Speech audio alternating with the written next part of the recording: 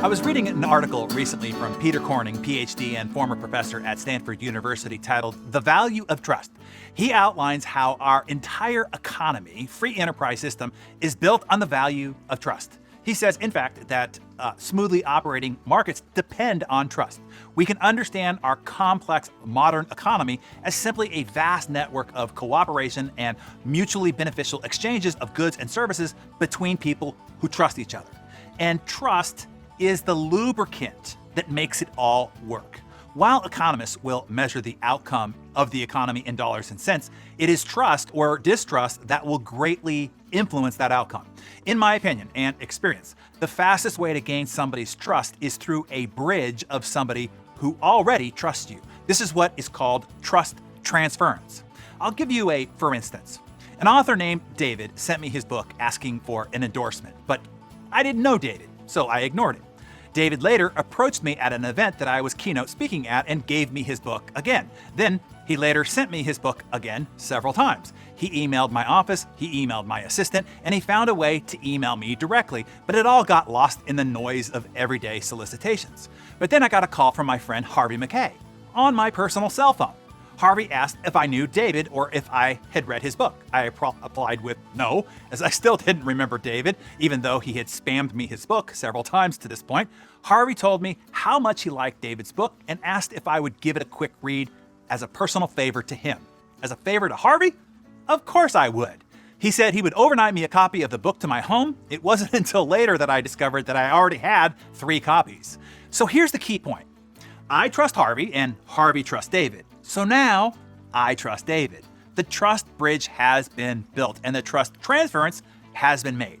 After I received the book from Harvey, I read it, I liked it, and I decided to feature David and his content on the Success CD that we bound into each publication of Success when I was publisher.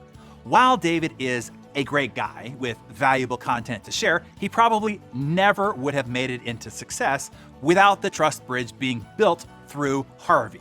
Or it would have taken him a long time through and a lot more effort. So here is my suggestion for you. Number 1, identify your top dream clients. What is your target contact? Number 2, start figuring out who can advocate for you on your behalf to that person. Who's willing to pick up the phone and call that person for you to make the introduction or send an email or write a letter of introduction or whatever. What you are looking for is the necessary trust transference, a relationship bridge to walk across to access them. Somebody who knows and has trust with your target client. Now, I can hear you asking, what if you don't know somebody who knows them? Well, dang it, get to know somebody. Find out who they bank with, who does their accounting, who consults with them, who mentors them, who plays golf, tennis, bridge with them, who is their alumni, their country club, their symphony group, who has season tickets next to their seats, who has kids that go to the same school as their kids. I think you're getting the idea. Figure out the 1 or 2 degree links that connect you, then go make friends with those links in between. Establish a relationship and build trust with them.